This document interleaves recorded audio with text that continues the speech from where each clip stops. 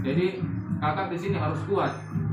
Jangan kalau kata firman Tuhan, janda itu kalau dia mengikuti Tuhan dengan baik, pasti rezekinya, berkatnya luar biasa dikasih Tuhan.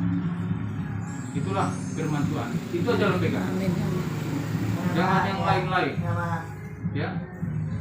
Karena apa? Kalau berlarut sedih,